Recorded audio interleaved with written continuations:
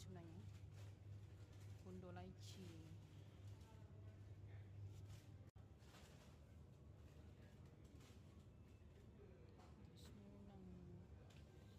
Risoi ni pun best sebenarnya. Risoi, saya suka risoi soya. Oishi tak pernah try. Konjac jelly.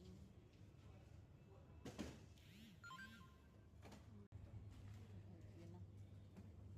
Evian tak boleh cerita dengan Mahan kan.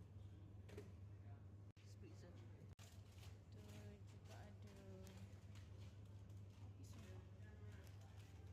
Tengok kopi sana lah. Ini Twister. Twister pun sedap. Kita tengok kat luar ni. So dekat vending machine kita biasanya kita letak dengan harga RM3 sajalah untuk yang saiz-saiz macam ni kan, farm fresh. Dan also ada banyak pilihan lagi. Yogurt. Ini pun menarik. So yang jenis ni saya nak try ni lah. Food side pun not bad. Kita cuba cari dapatkan. InsyaAllah cari food side kan. Food side.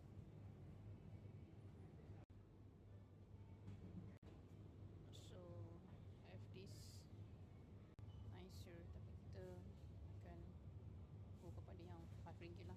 Dan roti-roti kat sini saya memang suka lah. Roti-roti dia best. My son pun suka ni. So kita nak beli apa ya?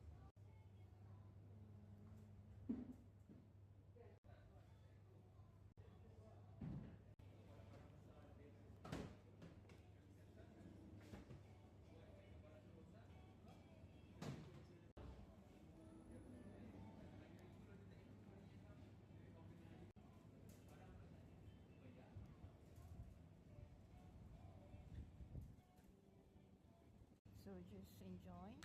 Bismillahirrahmanirrahim. Macam kids lah pula. Farm fresh ni memang most favourite budak-budak sekarang kan. Have a nice day. Allahumma salli ala Muhammad.